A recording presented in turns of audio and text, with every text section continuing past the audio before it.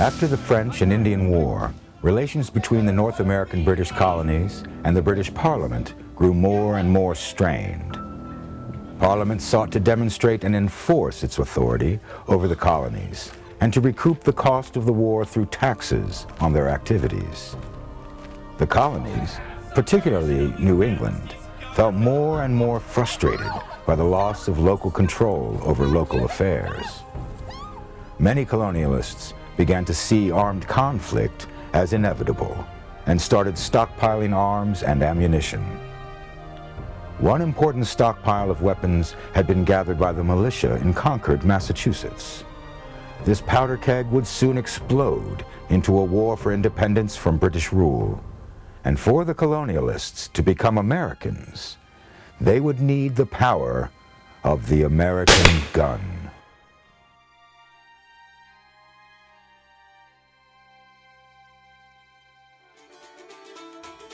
To defend the colonies against external threats, including pirates, but more often hostile native tribes, governors established local militias. Every able-bodied male was expected to serve in the militia, and every home was expected to have at least one working firearm. The militias drilled in tactics such as volley fire and quick response to emergency bells. They built solid defenses around each village and kept their powder dry. But in contrast to professional armies, the militias were loosely structured and generally only met a few days a year to drill. The militia were required to provide their own weapons. Often, these were fowling pieces. These were popular for their versatility, able to fire a single large ball or a handful of shot for hunting waterfowl. English colonies struggled in their relations with the native populations. Though these were friendly relations at times, there were also periods of conflict. During a conflict known as King Philip's War, New England colonists and their own Native American allies battled against a confederation of other native tribes. In that war, a colonialist named Benjamin Church emerged to form a company of colonialists and allied natives. Church learned the natives' tactics for moving through the forests and swamps undetected and fighting a more guerrilla style than was known to Europeans. These were the first American Ranger forces, and Benjamin Church is considered the father of American ranging. These skills proved valuable, for the conflicts did not end when one of Church's native allies killed the so-called King Philip, a native chieftain. From the late 1600s, almost up to the American Revolution, there were a series of wars between English colonials and French colonials, each having their own allies among the Native American tribes. The most famous is the last one, known in America simply as the French and Indian War, ending in 1763. But there were others, with Europeans and natives alike, wielding muskets in their struggle for control of the New World.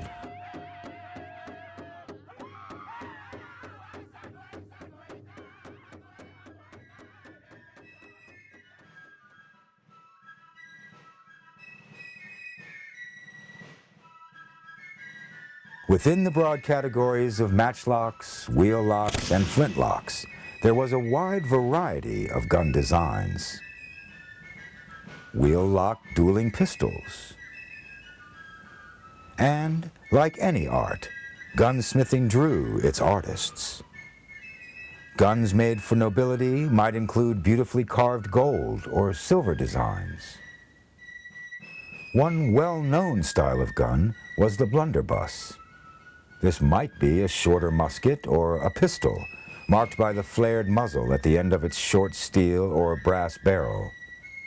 The broad opening at the top made loading the powder and shot easier and faster, and the blunderbuss could be devastating at short range, usually firing a handful of lead shot.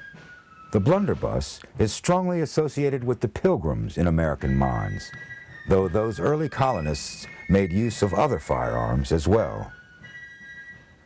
The .75 caliber Flintlock musket, known as the Brown Bess, was the standard for British soldiers through 18th and early 19th centuries. The Brown Bess musket is English in origin, and this is based on the muskets they developed in the early 18th century, roughly around 1722. And these muskets are what won the English their empire around the world. These muskets are all roughly around 75 caliber, smoothbore muskets, and they use a flintlock as the system of ignition. And this particular example is a copy of the Shortland pattern musket that was developed just prior to the American Revolution. This example has the marked Tower on the lock plate, indicating that it had been inspected in the Tower of London. These things were battle winners in their time. They are smoothbore and inherently inaccurate. They're only accurate out to about 50 to 75 yards. Anything greater than that, the accuracy really drops off quite a bit. This thing is quite simply loaded. A soldier would take a cartridge from his cartridge pouch, normally worn at the waist or from a broad sling on their right hip. They would draw a cartridge from their pouch, bring it to their mouth, tear it open, pour a little bit within the pan, shut the pan, pour the remainder of the gunpowder down the barrel. They would draw out this long iron ramrod and ram the whole cartridge down with a tamp and return the rammer to the pipes just underneath of the barrel. Then the soldier was ready to fire.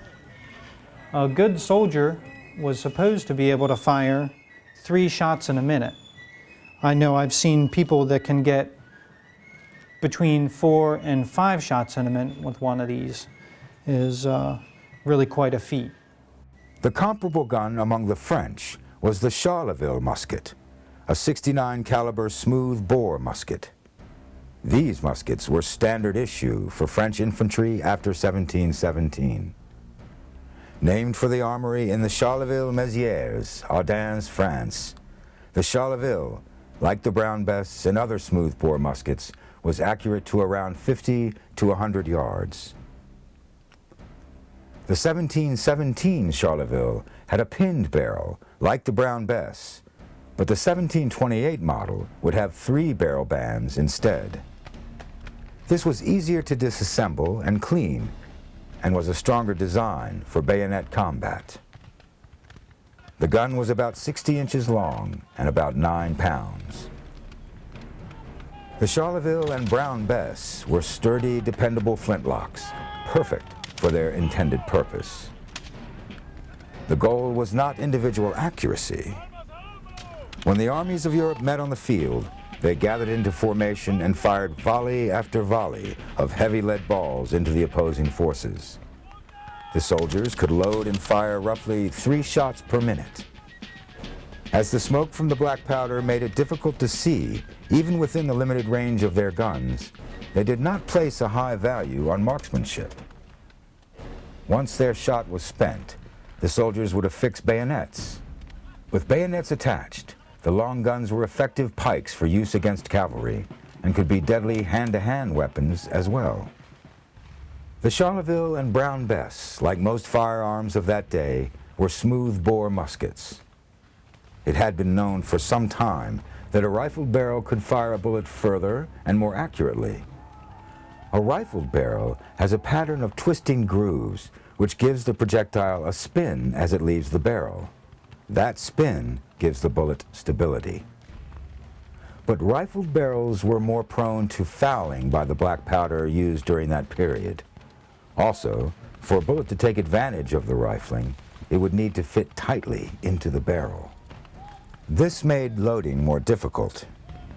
Smoothbore guns like the Brown Bess and Charleville could be reloaded more quickly, and military tactics at the time did not require the range or accuracy afforded by rifles.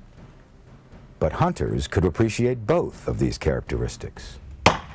In America, in the mid-18th century, rifles were being made by smiths in Virginia and Pennsylvania. Though fowling pieces and European-styled smoothbores were popular and common, the rifles were the truly American-made guns. The American long rifles were developed by gunsmiths of German ancestry.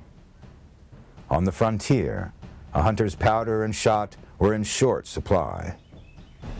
Whereas European armies needed to load and fire as quickly as possible without regard for an individual's accuracy, the frontier hunter needed to hit his target on the first shot, or else see his family's dinner bound off into the woods far faster than he could hope to reload. The time would come when the ranger tactics, learned and developed by Benjamin Church, and the marksmanship of the American hunters would be put to a different use. Tensions between the American colonies and the British government were growing. Committees of safety were cropping up all over the colonies, taking control of the militias, watching out for royal encroachment on colonial rights, and eventually gathering arms for the coming conflict.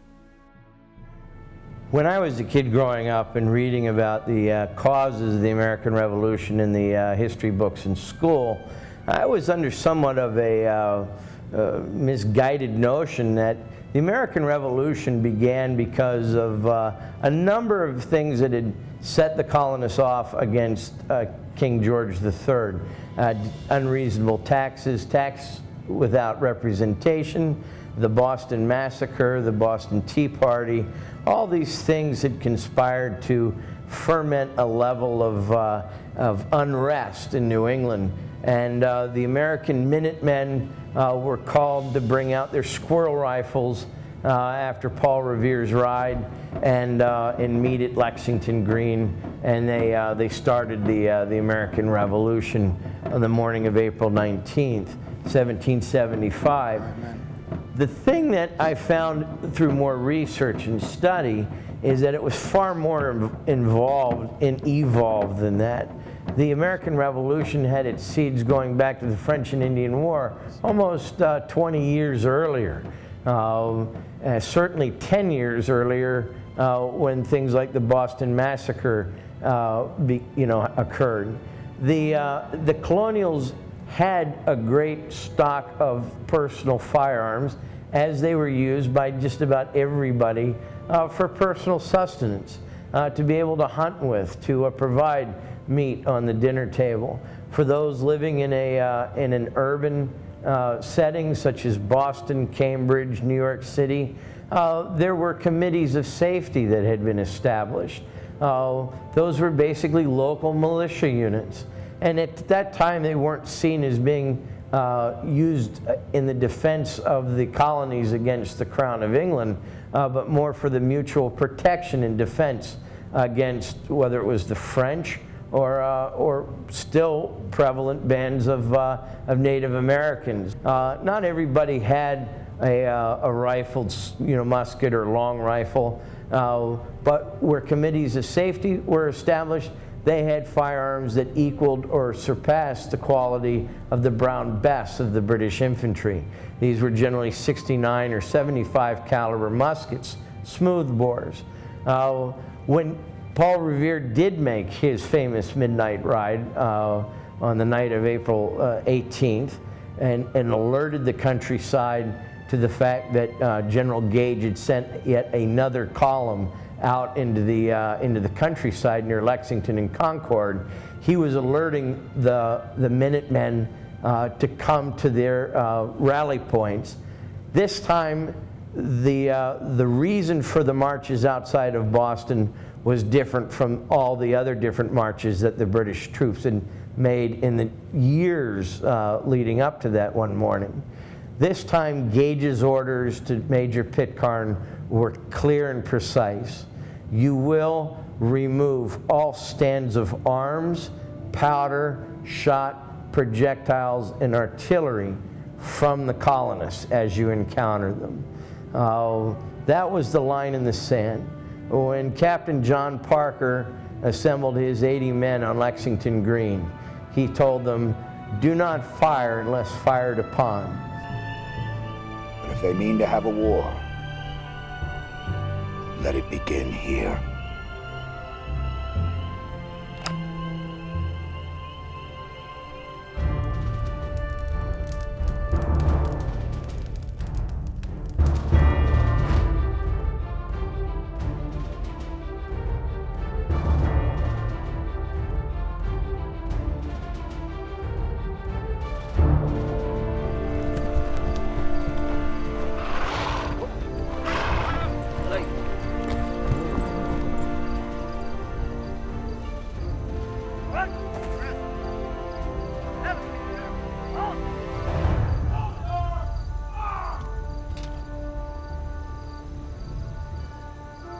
Throw down your arms and disperse, you damned rebels!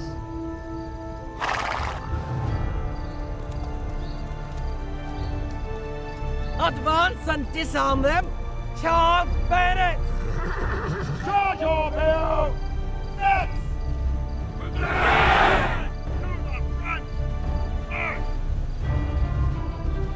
Fire! Do not fire! Do not fire! Go home! Fall back!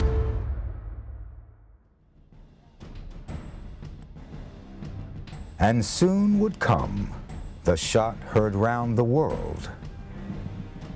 Patriots throughout the colonies would put muskets to shoulder and fight for their liberty. A liberty that would be forged in battle, achieved and defended by the American gun. The most common guns of the American Revolution were large caliber, smoothbore, and flintlock muskets. In the British Army, the firearm of choice was the British Army land pattern musket, which is known by its nickname, the Brown Bess. This weapon was largely responsible for winning the English their empire, and this was very easy to make. These things were all entirely handmade within a certain specification. They would make them all roughly to 75 caliber. The Brown Bess musket, this is an example of the short land pattern used just prior to the Revolution, but the Brown Bess as a small arms design dates from the early 18th century, around the 1720s, and these were used up till the 1830s roundabout, where they switched over to the percussion system and the Enfield rifle musket. Many of these old Brown Besses had been used during the Napoleonic Wars, although in a slightly updated version. Many of the colonials, in the militias and in the Continental Army, would use the Brown Bess. Another common musket among the Patriots was the French pattern musket, called the Charleville. The Charleville had been used by the French infantry for years. The 1763 and 1766 models were common in the colonies during the war, purchased by the Congress and secretly imported from France. When the French entered the war, their infantry were also carrying Charlevilles, including the newly designed 1777 model. The Americans also had guns made right in the colonies. Committees of safety were established in the colonies to organize and equip their militias. They ordered guns built by local gunsmiths, who frequently followed the design of the Brown Bess. Congress would eventually establish a Continental gun factory in Lancaster, Pennsylvania, where gunsmith William Henry and his workmen produced arms for the Revolution.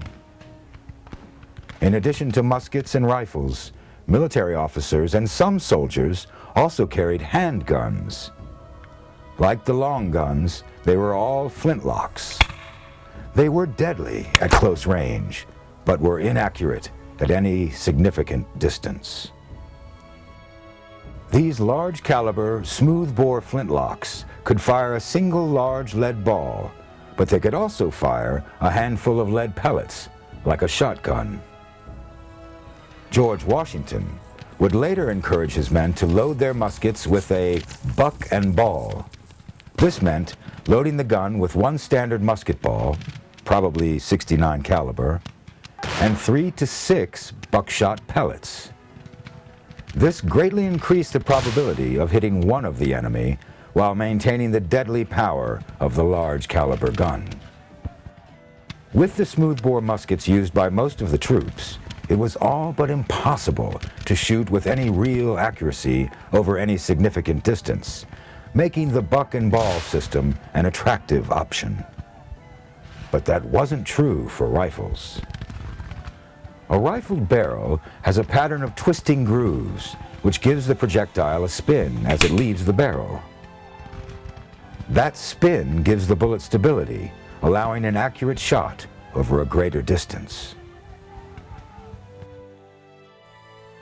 But rifled barrels were more prone to fouling by the black powder used during that period. Also, for a bullet to take advantage of the rifling, it would need to fit tightly into the barrel. This made loading more difficult. Smoothbore guns like the Brown Bess and Charleville could be reloaded more quickly, and military tactics at the time did not require the range or accuracy afforded by rifles. But hunters could appreciate both of these characteristics. And by the time of the American Revolution, shooting competitions were held for riflemen to demonstrate their prowess. The American long rifle is sometimes called the Kentucky rifle, due to a popular song called The Hunters of Kentucky, which lauded the heroics of frontiersmen during the War of 1812. But rifles were actually made in most of the colonies, and particularly in Pennsylvania, Virginia, and the Carolinas. They were originally designed by German gunsmiths who had immigrated to the colonies. They redesigned the German Jaeger rifle, lengthening the barrel to 44 inches or even longer to improve the gun's accuracy. Rifles were the first truly American-made firearm. Smoothbore muskets like the Brown Bess, Charleville, and the Committee of Safety guns were still more common in New England.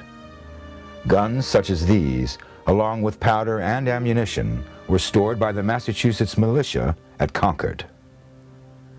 A provincial congress in Boston had directed Massachusetts towns to establish a rapid response militia, men who could be called upon to grab their guns and go wherever they were needed on a minute's notice.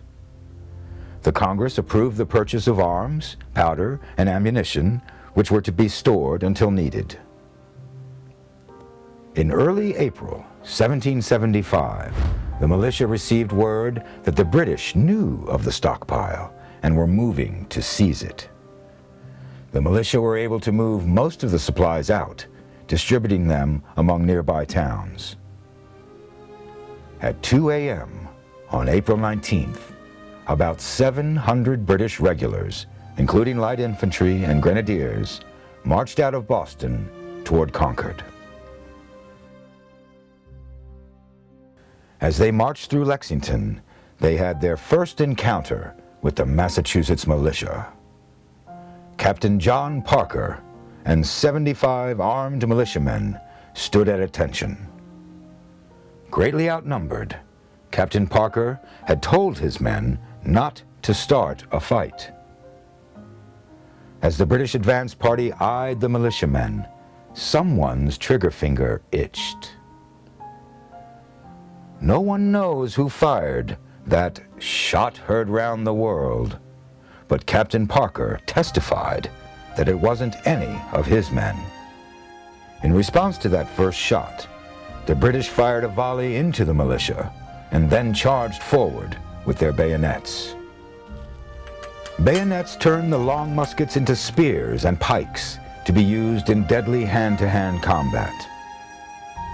Bayonets were a military addition to the gun. expert riflemen in the colonies might have far more skill than British troops as marksmen, but they had no experience with the bayonet. A British bayonet charge could be terrifying to the Americans, and for good reason. The accuracy of the smoothbore muskets was so poor that most shots never struck flesh. But the bayonet could stab and cut through that flesh to deadly effect. That day in Lexington, Massachusetts, the British bayonet charge accounted for most of the 8 militiamen killed and 10 wounded. Only a single British soldier was wounded. The British troops moved on to Concord, where they found the small amount of supplies that had not been moved and burned them. As they marched back to Boston, however, the British were attacked by Minutemen who had gathered after hearing the shots fired and seeing the smoke in Concord. Shooting from behind fences and trees, the militia harassed the British regulars all the way back to Boston. The colonists were demonstrating those military tactics that they had learned from the natives, a guerrilla style of hit and run, shooting from concealment at a larger but less mobile force. The militia killed 73 British soldiers and wounded 174. The war had begun. The militia encamped around Boston, beginning an 11-month siege. In June, the Continental Congress formed the First Continental Army, with George Washington as Commander-in-Chief. This included the formation of 10 companies of expert riflemen to serve as light infantry. 6 companies were drawn from Pennsylvania, 2 from Maryland, and 2 from Virginia, states where the rifle was most widely used. These riflemen were expected to provide their own arms, powder horn, shot pouch, and other equipment. These were men such as Timothy Murphy of the Pennsylvania frontier. The son of Irish immigrants, Timothy and his brother John enlisted in Captain John Loudon's company of Northumberland Riflemen, where he demonstrated himself an expert marksman, able to hit a 7-inch target at 250 yards. Murphy's skills qualified him to be placed into Daniel Morgan's elite rifle corps. When it comes to the ability to use firearms in battle, when you're looking at the Continental Army versus the British Army, one of the popular myths is that we were armed with rifles that were capable of inflicting fatal casualties out to 300 yards or better, while the British were armed with smoothbore muskets of 75 caliber. That's 3/4 of an inch in diameter of lead flying through the air. British Major once wrote in his diary, "Woe be it to the unfortunate fellow struck and done harm by a ball fired at a distance of greater than 75 yards." That was true for the smoothbores. The rifles could reach 3 times that distance. The problem was that not everybody was armed with rifles, as the popular myth is so prevalent. Certainly, the Minutemen at Concord and Lexington did fire at the British. They harassed that column from dawn until dusk by firing at them from behind trees and rocks and bridges. And they were very excellent marksmen. They had used their guns. They were economical in shooting because these were the tools that fed their family. These weren't rich individuals. These were individuals that were eking out a living on the frontier, out in the country. Every shot counted back then. A wounded deer from a misplaced shot would result in hours of tracking and the expenditure of more powder and lead, of which was in short supply. Daniel Morgan was a veteran of the French and Indian War. During the Revolutionary War, he commanded a crack troop of marksmen, backwoodsmen who had grown up hunting, tracking, and scouting. Officially named the Rangers, They were better known as Morgan's Riflemen. At the Second Battle of Saratoga, October 7th, 1777, Morgan's Riflemen were there. Morgan commanded the left flank of the American forces. During the battle, the British line fell into disarray, but British General Simon Fraser was rallying them to reform. American General Benedict Arnold, who had not yet turned traitor, saw General Fraser and shouted to Morgan, "That man on the gray horse is a host unto himself, and must be disposed of. Direct the attention of some of the sharpshooters amongst your riflemen to him." Morgan did as he was commanded, and soon Tim Murphy was climbing a tree that would give him a clear line of sight to the target, 300 yards away. He fired a single shot, and General Fraser fell. Without Fraser to rally them, the British line fell apart. The Americans won at Saratoga, and in the process secured France as a formal ally in the war. But though the rifle had proven itself a formidable weapon, it had serious drawbacks in combat. So the idea that we all had rifles is somewhat of a myth. The Continental Army was equipped with muskets that were very similar to the British muskets. And when the two armies met, they generally met closing at a distance of less than 100 yards, firing smoothbore muskets at each other.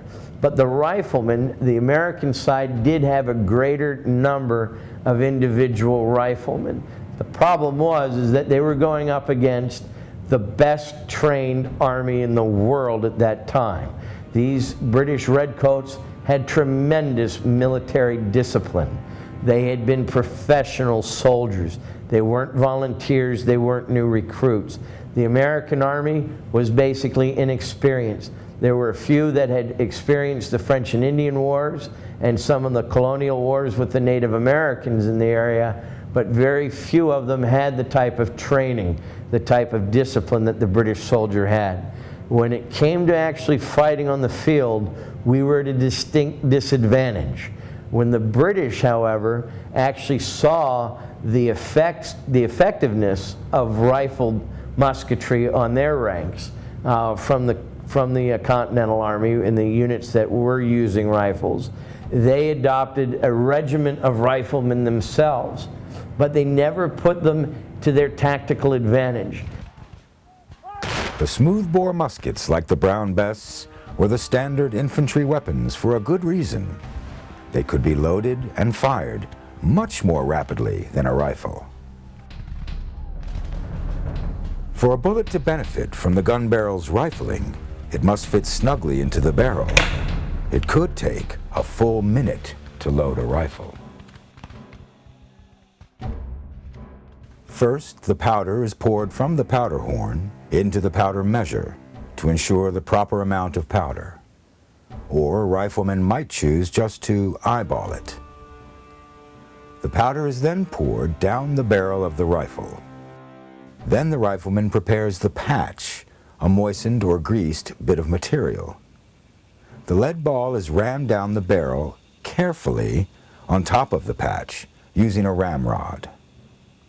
Finally, he cocks the hammer and adds powder to the priming pan. Now he's ready to shoot, the whole process having taken about a minute. In contrast, a smoothbore musket could use a prepared paper cartridge containing the powder and the ball. The soldier would bite open a cartridge, pour a little powder into the priming pan, close the pan, and pour the rest of the powder down the muzzle. The powder was followed by the rest of the cartridge, paper and lead ball, the paper serving as the wadding. Then he would ram the ball in and was ready to fire. Trained soldiers could load and fire a smoothbore musket 4 times per minute. Also, the rifle like all civilian long guns, was not designed to accommodate a bayonet. Not long after their success at Saratoga, Morgan's riflemen encountered some British light infantry under Colonel Robert Abercrombie. The riflemen moved to attack, and Abercrombie ordered a bayonet charge. Only a quarter of the riflemen had time to fire a single shot before being scattered and driven back. But the British feared the riflemen nonetheless, specifically the British officers who were being killed. The European style of fighting, with massed soldiers firing volleys while standing in the open, was completely at odds with the small bands of hunters who picked off British officers without warning.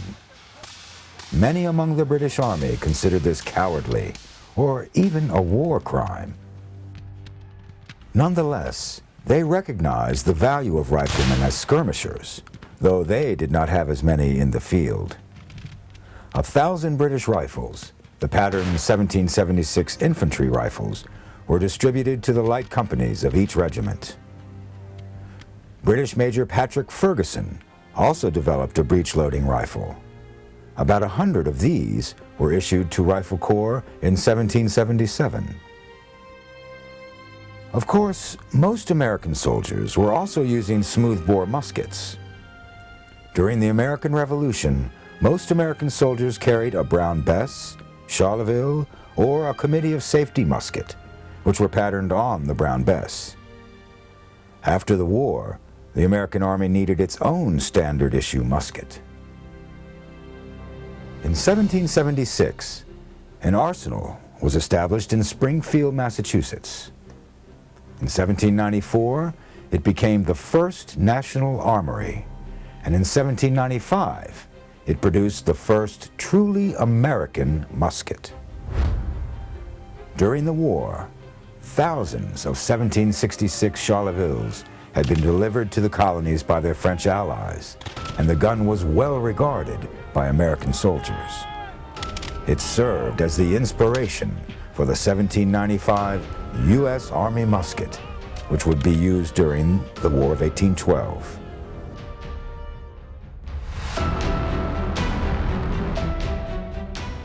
Thanks for watching. If you'd like to help us produce more compelling historical content like this, please like, comment below, and share this video with fellow history buffs.